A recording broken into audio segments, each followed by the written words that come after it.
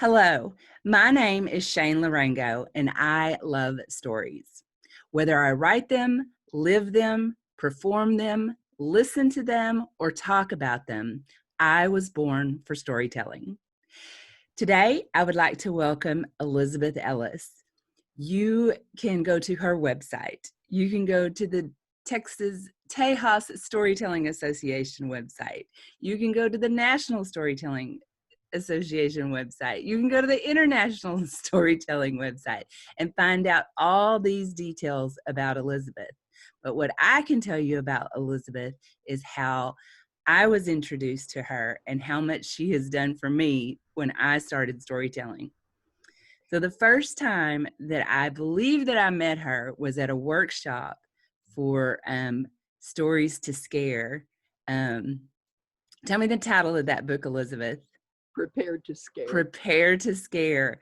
And it was so enlightening, so detailed, so nuanced, so aware of all the details that it takes in to perform a story to scare and why those are important in our society. And I will say there was a raffle at the end of the class, and I won the book.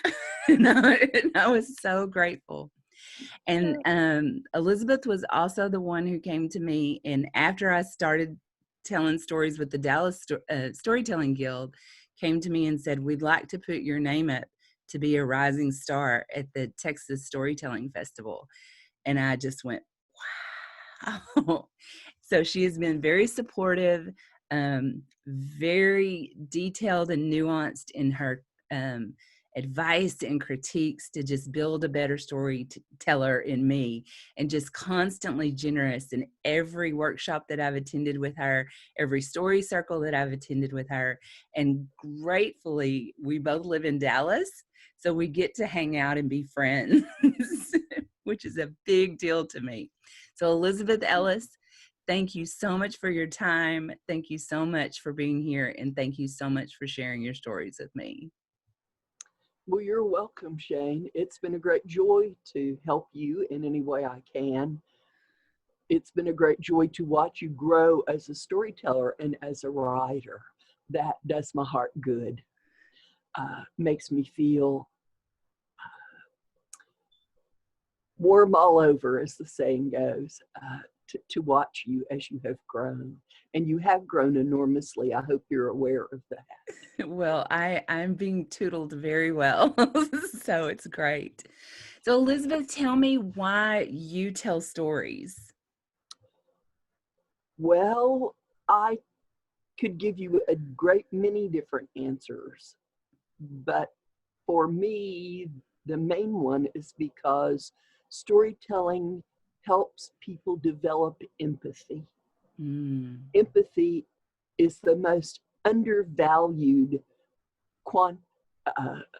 characteristic that human beings have. But empathy is so foundational to everything that makes our world function. Democracy cannot exist without empathy. It is foundational to our form of government. Democracy cannot blossom and flourish unless I can imagine the effect of my behavior on your life. The ability to develop empathy is basic to all spiritual teaching and all ethical decision making. It would be impossible to say a statement that you would say is too big to describe the importance of empathy. That is a very, very powerful statement. So I wanted to spend as much of my life helping people develop empathy as I possibly could. Well, and that's something too that that I believe you're going to do a workshop on about the senses. About what? About it was, and I may be confused about like how you work and talk about all your senses when you're talking about a story. I try to involve the senses in every story I tell and teach in every workshop the importance of incorporating that. Your five senses are your doorway into everything that you know. Mm-hmm. And that's true for your listeners as well. Yeah, because So, that brings everything outside of ourselves within ourselves. So, exactly, yeah. exactly. If you really Wow. want to hook your listener and draw them in and make them feel like they were there when something was happening, then include those things that will activate their five senses. As tellers, we're really good about including sight. Mm-hmm. Tend to forget about the other four senses. You know, we say it was big, it was green, it was ugly. Those are all sight words. Right. If it was big and green and ugly, I want to know what it smelled like. Right. It was bound to Definitely. smell like something. That's going to make me feel like I was there, that I saw it, that it Yeah. happened to me. Yeah. So Yeah. look beyond sight words. Well, and tell me how that you were first introduced to storytelling as a professional art. As a professional art. Mm-hmm. In 1978, I applied to the Dallas. I went to my boss and I told him I would really like to go back home to attend an event called the National Storytelling Festival. And he said, why don't you apply for a continuing education grant since you were telling so many stories for the library? I said, well, I would be uncomfortable doing that because it really is taking place right in the area where I grew up. I mean, maybe only 8 or 9 miles from where I think of as being home in Tennessee. Mm-hmm. I wouldn't feel comfortable doing that. And he said, what makes you think that the people here remember where you came from? So I applied for a continuing education grant and received $300 and a week off with pay to Wow. go to the National Storytelling Festival. I called up my old friend Gail Ross, who was at that point working for a radio station. And I told her that we had been planning a trip to Appalachia, an imaginary trip to Appalachia for 10 years. And I called her up and said, I'm going and I'd like you to go along. Can you do that? And she readily agreed, asked for vacation. So we headed out. We went due north and hooked onto the route of the Trail of Tears and traced the Trail of Tears back to the North Carolina mountains. Visited some of the sacred cities of the Cherokee. Took a wild hair to go to Kentucky to visit my mother, say hello. I wasn't really sure how Gail was going to respond when the Storytelling Festival started. I knew that her grandmother had lived with them when Gail was a little girl, and that she knew a lot of Cherokee stories from her grandmother, but I wasn't sure how she was going to respond to spending a whole weekend listening to other people tell stories. But she was definitely up for it, really willing. And at the end of the weekend, it was hard to get her back in the car. But there were a whole bunch of people who made their living, or a significant portion of their living, as storytellers. And that was my first introduction to the idea that anyone could actually make money as a storyteller outside of being a teacher or a librarian. And what got you started then to learning like the craft of storytelling? I had been feeling for a long time that adults wanted to hear stories as much as children do, Mm-hmm. maybe even more so, but they had less opportunity than children. And I tried very hard to get the Dallas Public Library to begin a storytelling series for adults, but they couldn't see how that fit into their mission statement. Mm-hmm. So I didn't get anywhere with that. I kept looking for ways to tell stories to adults, And I kept feeling led that that was something that I needed to be doing. So it was all a part of my deciding to leave the Dallas Public Library and go out on my own as a storyteller. First with Gail, and then later as a solo artist. Who were your mentors at that time? Mentors, well. And even if they were not personal ones, just people that you watched or learned from. Well, I'd have to say that one of my mentors was a folk singer named Alan Wayne Dameron. Alan Dameron was a singer and an occasional songwriter, but he was also a storyteller. And nobody ever was better at working a room than Dameron was. He managed for a while the folk music club here in Dallas called the Rubaiyat. He would be the opening act for whoever was coming in to play the house later. People like Michael Murphy and a wide variety of folk music entertainers, singer-songwriters. I would go to the Rubaiyat to hear the music. I was homesick. I didn't know much of anybody. I didn't know anybody in Dallas when I moved here, but I really didn't know very many people for a while. So I'd go to hear the music and watch Alan, and I didn't realize I was going to performance school.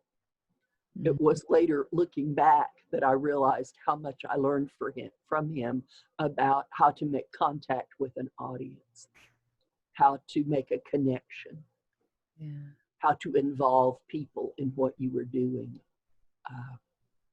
So I learned a whole lot from him. Now, is that something that you can explain, Elizabeth, about how to make contact with the audience, or is that something that you just have to do to be able to understand? Well, one of the things I learned from Alan is that the performance doesn't start when you come to the microphone. The performance starts in the minds of the listeners, whether they're aware of it or not. The performance starts the moment they see you, when they first encounter you. And a lot of their opinions, ideas, thoughts about what you're going to do and whether or not they're willing to accept it begin before you even open your mouth. Wow. And they're based on how you're dressed, how you stand and walk, how you interact with other people. It was Dameron's philosophy that performance is a contact sport. And if you didn't make contact, then you hadn't done your job. So things as simple as walking through the room and making sure everybody can see you, looking them in the eye, greeting them, asking their names, interacting with them even on the simplest of levels is a way to begin establishing, it's sowing seed in the flower as you give your performance. But by the time you come to the microphone, people have already decided within the first 3 or 4 minutes whether they're really going to listen or if they're going to listen and make an emotional connection. Those are 2 different things. Wow. And for me, it's doubly important to work the room because I'm obese. And I really need to make sure that people have the opportunity to see me and interact with me before I begin telling, or they won't be able to hear the first 5 or 6 minutes of what I say at all, because they'll be busy processing my size and what they think about it and talking to their neighbor about it and miss the beginning of everything. Yeah. So, and you do work a lot of different rooms. You tell stories in all types of venues and before all kinds of audiences. I do. Tell a little bit about who you tell stories to. Anybody who asks, and some people who don't. Yeah. But I tell to adults in concert settings and in festivals. I tell to church groups and women's organizations. I tell in museums, tell in elementary schools and public libraries, pretty much any place that anyone invites me. I don't remember saying no to anyone. Occasionally someone asks me for something and I know a storyteller who could do a better job of that than I could, in which case I'll try to refer them to the person who can do a better job than I could. But in general, I don't ever say no to anybody. yeah, that's kind of your storytelling philosophy too with that, right? Like Yes, yeah, just well, and for many, many, many years, I needed to make 80% or more of my income within 50 miles of my front door. I raised 2 generations of children as a storyteller.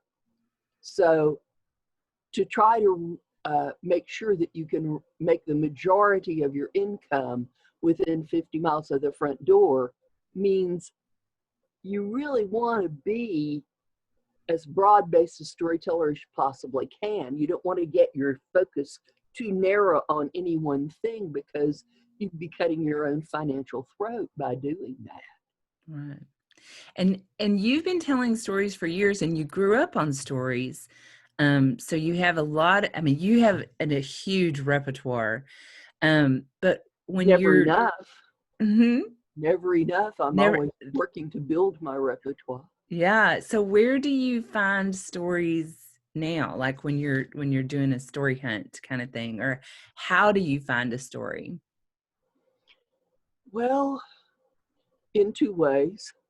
Can I have 2 answers to that? Absolutely. Mostly what I tell to children are folk tales. I think that folk tales represent the wisdom of the people of the world. And they're powerful, and children need to hear lots and lots of them. But these days, most kids only know a half a dozen stories, and they know the Disney versions instead of the original tales. So to look for more stories to tell to children, I read a folk tale every day. Might take Christmas off, but every day I read one story. I don't sit down and read a whole volume of French fairy tales at one time. That would turn into fairy tale soup in my head. I read one story and I think about it during the day and really study through it and think about whether or not it has something to say that I want to endorse. Does it have something that children need to hear? Am I capable of telling it? Can I learn to tell it authentically enough to present it? So those kinds of stories I look for by always, every day, making reading one folk tale and thinking about it a part of my process. The stories I tell to teens and adults, many of them often begin as footnotes. There's a little piece of information that hooks my curiosity and I want to know more. And so I go looking for whatever that little thing was. I want to know more and more and more about the thing that piqued my curiosity. For instance, I read in the Parade magazine that came in the Sunday paper. There were questions and answers at the beginning, and the question was about how the FBI had treated Black people over the years. And the answer included information about that. The answer was not terribly well. But the end of that paragraph, that answer said, but African Americans have fared much better than women have at the hands of the FBI. The first female FBI agent had been an agent for 12 years when J. Edgar Hoover became head of the FBI, and his first act upon becoming the head of the FBI was to fire her. Why? Because she was a woman. I want to know her story. I want to be able to tell her story. What was it like to be fired from a job you loved and did well after 12 years because of your gender? There's a story. Yeah. I'm always looking for the holes in things. Here's what it says. And if you read between the lines, my imagination goes, what was really happening when this occurred?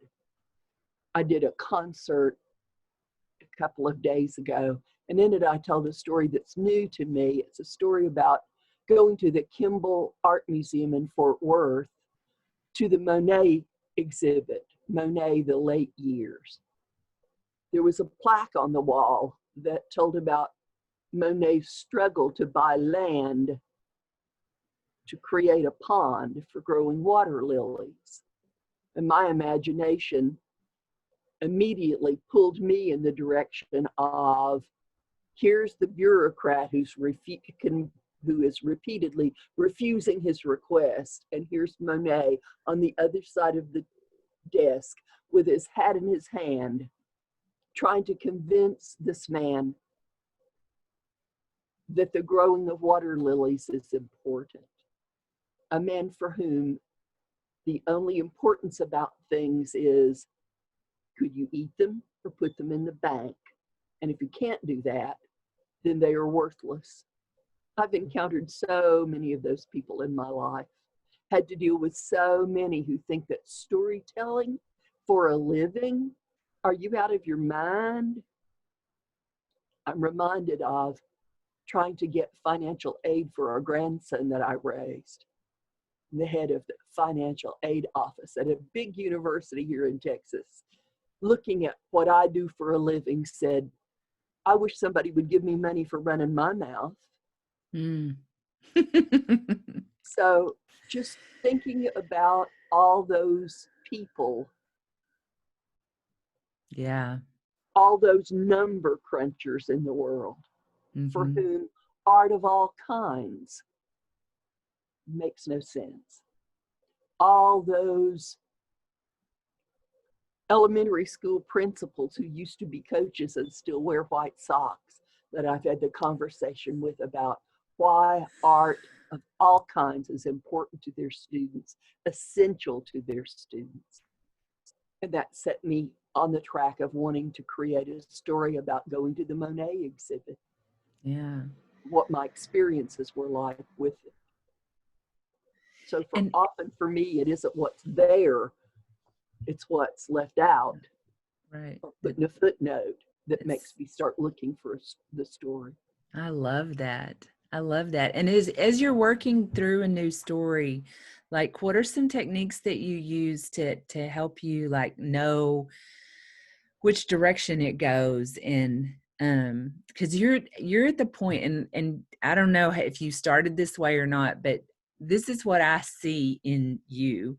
But you are at a point of storytelling that you can almost fill any time and any space with something so valuable that you don't go off the rails, so to speak, the way I would do if I was in a moment kind of thing, because of my inexperience is what I'm blaming it on. We'll see. But how do you work up a story to where it flows and you know like which direction to take it and that sort of thing? Is that answerable?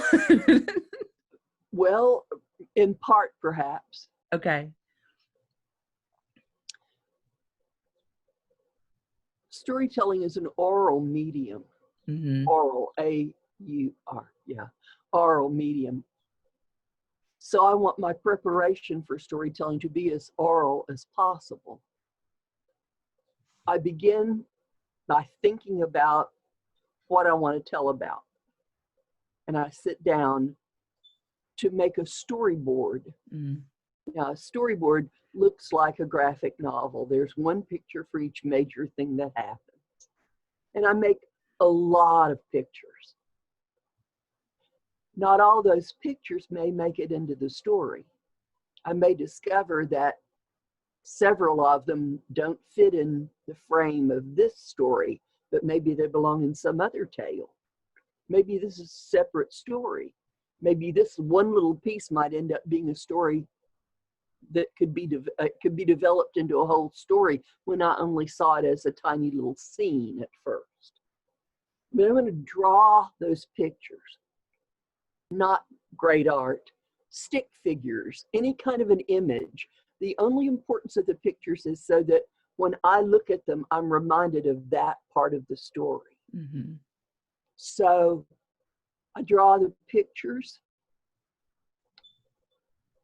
and I begin letting the pictures talk to me. We know so much more than our logical mind can tell us. There's a whole other region of our brain that doesn't deal with logic. It deals with intuition and creativity. And I want to give those parts of my brain a chance to come out and do their perfect work. Mm-hmm. So I sit with each picture that I have drawn, look at it and think about it, imagine it. When I can imagine it deeply, in my imagination, I step into the scene and begin to walk around and observe what things look like, what they smell like, what do I hear, what time of day is it, what day of the week, what season, all those details that you really do know, but your logic doesn't have that information. Your subconscious knows it. Mm. As those things come up, I note them, I think about them, I internalize them as part of the tale. And after looking at the pictures, I have a much better idea of where the story wants to go. Sometimes it isn't where I want the story to go. It's where the story wants to take us that comes out and communicates itself. Mm. Sometimes I discover that the story isn't really about what I thought it was about at all.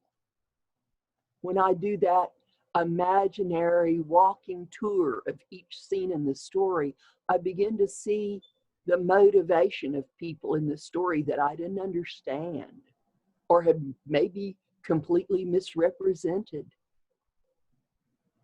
And that becomes a part of processing what goes into the story and what gets left out.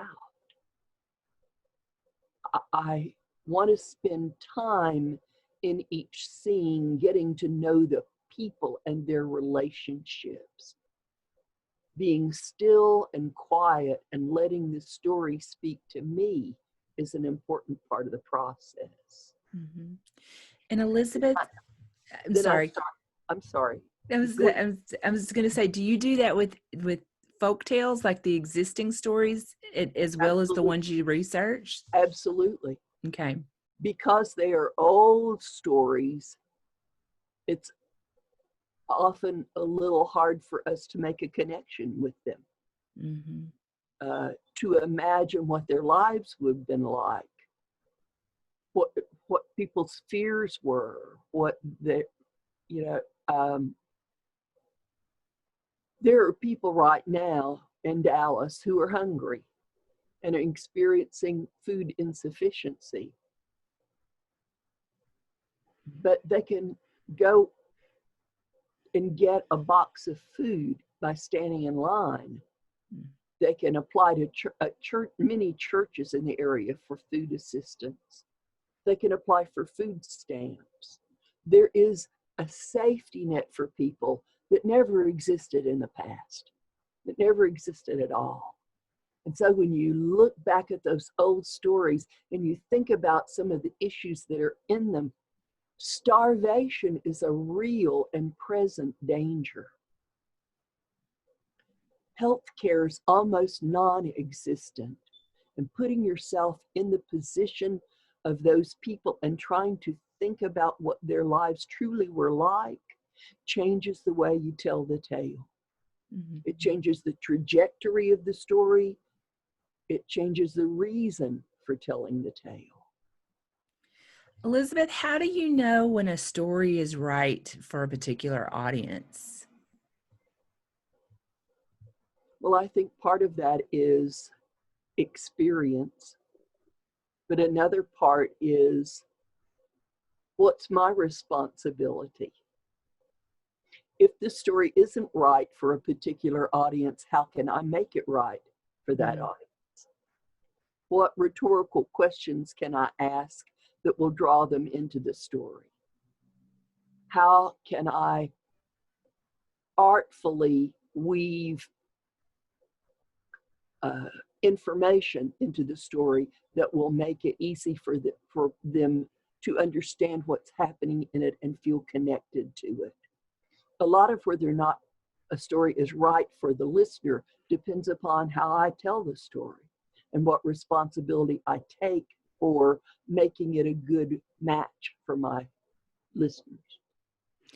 Do you always tell stories too that resonate with you? Like, is the story always right for you before you tell it to a group or to an audience? Well, there's a little jingle. I wouldn't tell it if I didn't love it. Yeah. I wouldn't love it if you didn't care. I wouldn't care if you didn't listen. So thanks to all the listeners out there. Yeah. But you learn a story and you tell it. You tell, if it doesn't speak to you, if it doesn't hook you in some way, one of the most basic laws of the universe is you can't give away what you don't have. So if it doesn't move you in some way, it's going to be very hard for you to use it to move other people. Yeah. So I would want to tell those things that hook me. And of course, as time changes, I change. And the stories that I feel drawn to change. And many of the stories that I told when I was a young storyteller don't have much appeal for me at all anymore because I'm not the same person who learned that story. Yeah. And often as we change, maybe the story has a bigger hook now than it did when we learned it because of things that we have experienced between point A and point B. Your repertoire is a living thing. Yeah. And it changes and grows as you change and grow as a teller. Well, and not necessarily your favorite story, because I actually found out what that was on Sunday by going to your storytelling concert. But is there a story that's in your repertoire that you always look for an opportunity to tell it? And it may be your favorite story. I love to tell One My Darling Come to Mama, which is a Haitian tale from a collection that Diane Wolkstein collected. The name of the collection is The Magic Orange Tree. But I learned the story from Terse Bindenberg, and her version is slightly different than what Diane Wolkstein collected. That story has a lot of meaning for me, and I look for ways to tell it. I also look for opportunities to tell a story from my own life that's about going to an old cemetery and seeing graves from the Civil War that had no names on them. I think I got to hear that story at Backyard Story Night in Dallas. I think, yes, I believe that is Yes, what I at the told you. Wild Detectives in Oak Cliff. That was a very powerful story. Uh, when I put the story together several years ago, I thought I might tell it a time or two and then put it aside. And as the years have gone by, the reason for wanting to tell it has become stronger and stronger and stronger. And the need to tell it has become more imperative. So I try to tell it nearly every time I tell now. That's powerful. The thing I mentioned was Backyard Story Night, Dallas edition that we do at Wild Detectives in Oak Cliff, or we did until we kind of got into lockdown and things. So hopefully we'll start that back up again. But those are true personal stories, and we are doing that to encourage storytelling and for people to speak in their experience, and whether, and what advice would you give to people who are nervous about public speaking or standing on stage and telling the stories, but inside they have so many stories to share? Well, one of the things I want to say to them is, I used to be partners with Gail Ross. And if you've ever seen Gail Ross, she's about as big around as a minute. And she's very, very tall. She has long, straight black hair, cheekbones that start right under her eyebrows, and legs that start right under her cheekbones and go all the way to the floor. No two people could look less alike than Gail and I do, unless one of us was a guy. When we traveled and told stories together as a storytelling duo, people were forever coming up to me to discuss a story that Gail had told over and over and over again. Sometimes they would argue with me about the fact that I was the one who had told it. This led me to the absolutely entrenched belief that once the story gets going, people don't even see the storyteller anymore. You could turn blue and they wouldn't notice it. You might be able to catch fire and nobody would notice it. People get involved in the story and you completely disappear. My favorite story about this is a white storyteller I know, a man, came to a camp for kids to tell. A kid came running up to him to ask him to tell a story he told the year before. He kept telling the kid he didn't know that story. It wasn't his story. He didn't tell it. The kid kept insisting over and over and over again that he was the one who had told him. He was looking for him to hear this. Please tell the story again, please. And all of a sudden the kid stopped in mid-sentence, jerked back from the teller and said, "Last year you were black." I love it. I just love it. No, I love that they get lost. That's probably the best advice I've ever heard, is that one of the things I really want, the other thing I would say is know your story well. If you know your story well, you don't have anything to be nervous about. Absolutely. The main reason people get really nervous is they're afraid they'll forget. Well, that's easy to fix. Know your story well. And if there are things in it you're afraid you're going to bungle, like names or dates or a specific line you want to use, write it on the palm of your hand. Take it to the stage with you. It's very easy to make this gesture and read off the palm of your hand at the same time. And on August the 8th of 1945, the government put into act law number 52613A, which stated all people of Japanese extraction had to move from move 50 miles away from the coastline. Later, the next law would say they had to move 100 miles away from the coast. Mm. And after that, as you know, they were rounded up and put in camps. To make it feel real, it's been a long time since I've looked at this story, but to make it feel real, I want the date and the number of the formal number of each one of those federal edicts. And so when it's time for me to tell, because it's hard for me to keep all that in my brain, I usually write it on the palm of my hand so that in making a gesture, I can glance down and make sure July the 6th in 1941 and rattle off the number of the law to give the impact of believability. I know what I'm saying. I know this is the truth. No one can dispute it. This is the factual information. Right. To tell well, we need to know our story and know it well.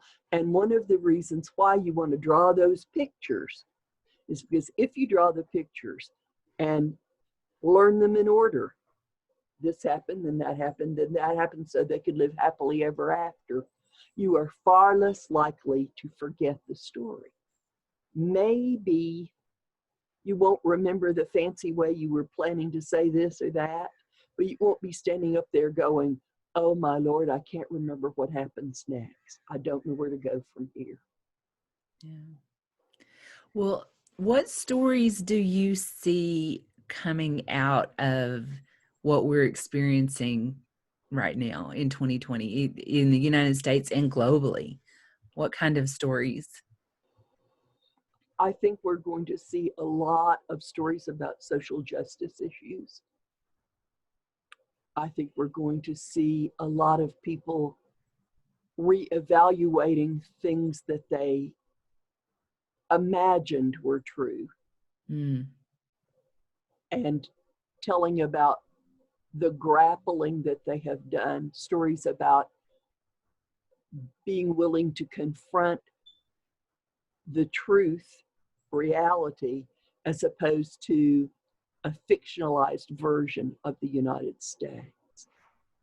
I also think that there are going to be a lot of stories about the pandemic and people's experiences during the pandemic. Family stories fall into several different categories, but one of them is your family's interactions with important historical events or important people. And COVID stories are certainly going to fall in that category of this is a historic event. I think we're going to hear tales about other epidemics, that we're going to hear versions of stories that were created during plague time, like the stories of the Decameron, which was written at the time of the Black Plague, the Canterbury Tales, the plays of William Shakespeare, and other things that were created while people were in lockdown. Yeah, and it's so powerful too to understand that there is not an official narrative of life. And so there are experiences that people had. And yes, not everybody had somebody's experience, but that empathy that you talked about earlier comes into play where you can recognize that someone's experience was very, very different than yours. Exactly. And because their experience being different doesn't negate yours. Exactly. And the truth of yours doesn't negate theirs. One of the things that we should be learning from the pandemic is to live with uncertainty. That a great many things that we told ourselves in the past were dependable and secure are not. That our lives are always uncertain. that we really, anything that makes us think that we're in control is a joke. Yeah. We need to learn to live with uncertainty. That's one of the reasons why storytelling is so important today. It helps people imagine, and everything that helps us imagine helps us see that there's never any one right answer. There are many right answers and a lot of wrong ones too in any given situation. Yeah. Giving people the opportunity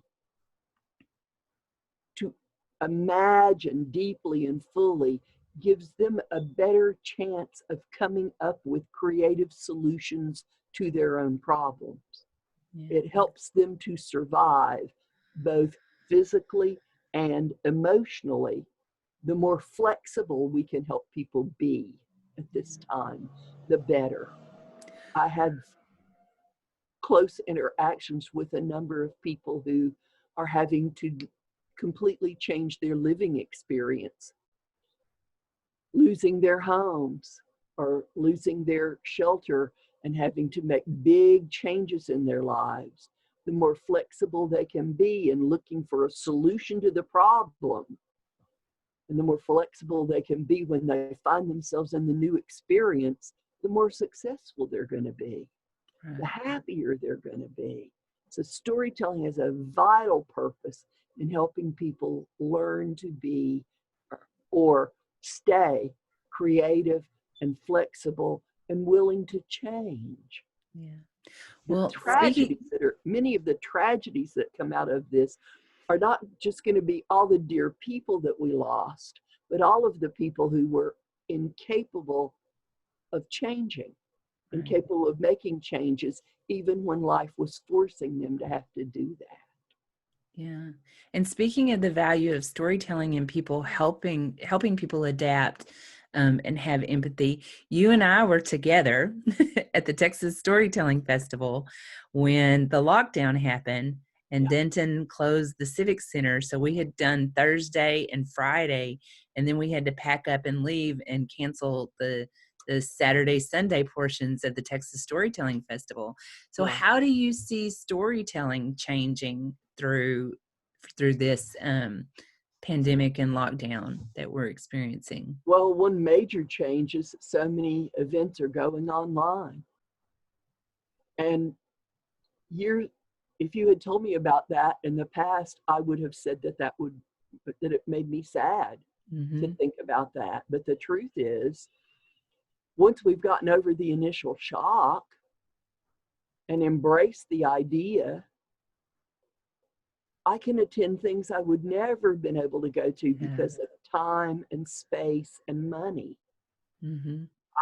For instance, as a board member for the Texas Storytelling Association right now, I can attend meetings of most of the organization's affiliate guilds, which I couldn't do until those meetings went online. I can drop in on the story store circle for the San Antonio bunch or the Bernie bunch or the people out in East Texas because I can do it on my computer. I couldn't have gotten in my car and driven to all of those places. I wouldn't have had the time and I wouldn't have had the money. It also gives us the opportunity to see a wide range of storytellers outside the parameters that we usually had of who we heard, the regional people that we knew and could interact with. The National Storytelling Network's recent conference gave us a storytelling concert from each of the inhabited continents in the world. Wow. I got to sit here in my pajamas and watch and listen to the storytellers from South Africa. Wow. I got to hear the storytellers from the Latin American countries right here in my bedroom. I got to listen to those older men from Scotland with their amazing accents telling tales easy for me to think could have easily been handed down in my family. It was a fabulous experience. Sheila Arnold has really pioneered putting together things that have given us the opportunity to hear tellers from all over the United States and from foreign countries. And hats off to her. We've even gotten to hear a whole bunch of people who have already made their transition into death. Couldn't very well, it would be a whole lot harder to do any of that in a face-to-face event. But right here on my computer, I've gotten to hear Catherine Wyndham, old Doc McConnell, loads of people who've already made their transitions. And made me aware of how many more people there are that I can go in search of. So I see that as being one of the massive changes. And there's a piece of me that thinks that when we get to meet face to face, we're going to love it. We're going to hug one another and we're going to listen with such big ears. But we won't want to give up online storytelling. I don't. Yeah. The access has been completely amazing. So. We aren't going to be willing to give that up. Yeah. Well, tell me a memory that you have that really stands out when we were all together. And I say we, but I've only been going for a few years at the Texas Storytelling Festival.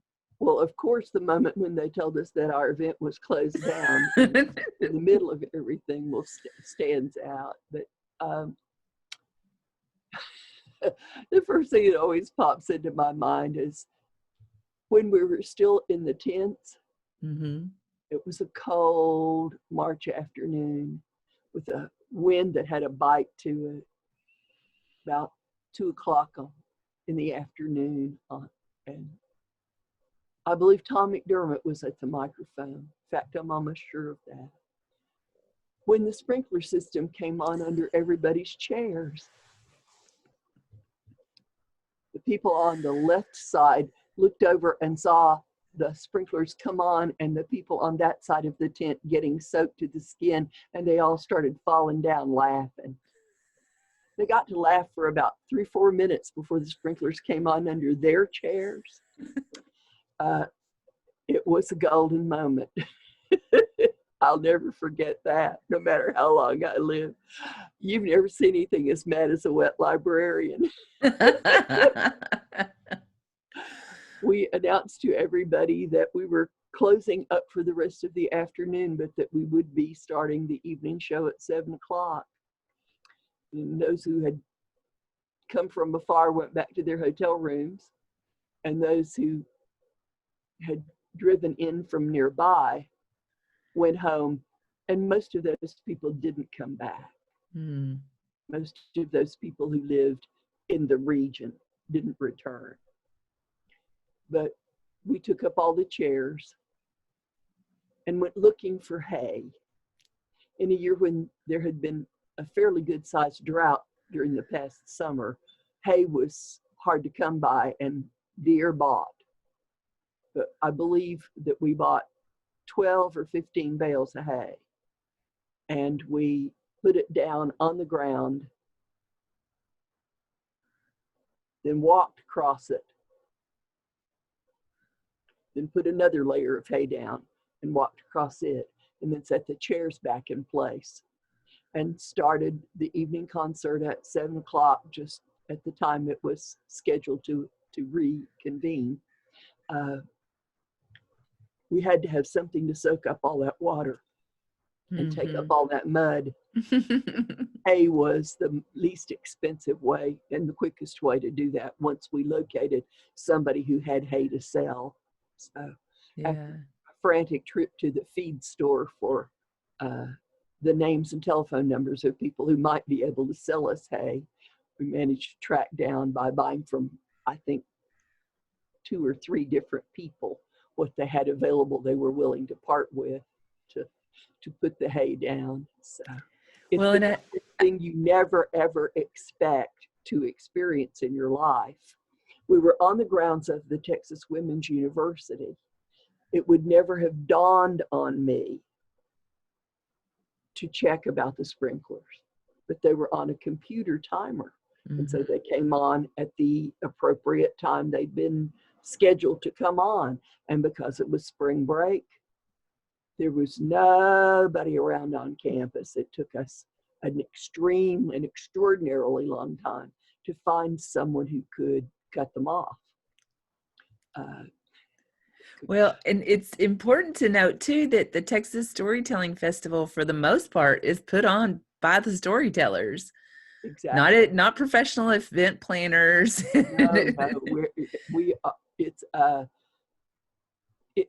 Most years we are building the plane while it's in the air. Yeah. And it's been going strong for 35 years. 35 years, that's right. Yeah. Exactly. Yeah. That's amazing. Well, Elizabeth, is there something that I haven't asked or about yourself as a storyteller or about storytelling that you want to share? I guess that I just want to say, no matter who you are, no matter what kind of story you tell, keep doing it. Do not be discouraged by the fact that you're pretty much in lockdown now, or that there are no programs going on. Use this time and use it wisely. If there's not an opportunity to tell a lot right now, create opportunities to tell. Yeah. Open a Zoom account. They're free for a 40-minute period of time. Tell your stories to your cousins. Gather your neighbors together on Zoom and tell stories about the neighborhood. Tell about your childhood to your children. Just keep telling. Use this time as wisely as you can to deepen your repertoire and to broaden it. Maybe you know 10 stories now. You could come out of this pandemic knowing 25 or 30. Yeah. Maybe all the stories you tell are stories that are similar in some way. They may have a change of clothes for Sunday dinner or something, but try something new. Learn something that's out of your comfort zone. And use this time to practice. There are other storytellers that are just as sequestered as you are. Call somebody up, and you've heard of play dates. Make a telling date with somebody else who tells, and swap stories so that you don't feel like you've gotten rusty while this is going on. Listen to their new story. Tell them your new tale, but keep working at your craft. Yeah. Well, and I would like to say too, the Dallas Storytelling Guild has their story circle online on the second Wednesday night. So people can join that and go to the website and find the information or contact information. Like, there's lots of opportunities to join story circles, which is about that community to share and things like that as well. Storytelling is a skill-based activity, and you only learn a skill by doing it. By practice. Like driving a car or baking a cake. You can read a lot of books, but you don't really know a whole lot about it until you do it. And the way to get better is to keep doing it. Do it over and over again. Use this opportunity to tell a story. If you work on a new story, you want to tell it, want to get good at it, book 3 different Zoom sessions with 3 different people in the same day, and avail yourself of the opportunity to tell that story 3 times in a row before the day is over. Say one at 10 o'clock in the afternoon, in the morning, and one at 3 in the afternoon, and one at 7 to somebody else. By the time you've told that story 3 times in one day, you know what's wrong with it and what's right with it. Nobody's going to have to tell you. You'll know for yourself. Well, the final question that I want to ask you is, what storyteller do you think that I should ask to interview next? Well, I'm thinking big picture. Mm-hmm. If you want to stick with Texas tellers, Nope. no, okay. Not necessarily. Yeah. I would suggest that you interview Janice Del Negro Okay. and maybe Lauren Nemi. Okay. All right. Well, they are both very, very different and very knowledgeable people. Lauren is the current chair of the National Storytelling Network and is a very urban kind of teller. Janice Del Negro is a very elegant teller of folk and fairy tales with great strength of choice of use of language. One of my favorite people to hear. Well, I really appreciate that. So I'll look forward to getting their contact information and getting in touch with them about that. Elizabeth, thank you so very, very much for your always generous time and energy and information that you were so willing to share with me. Well, I enjoyed being with you very much, and I thought that your questions were interesting and informative and insightful. Thank you I very appreciate much. that. And my name is Shayne Larango, and this is Storyteller Stories with today's guest, Elizabeth Ellis. Thank you for listening.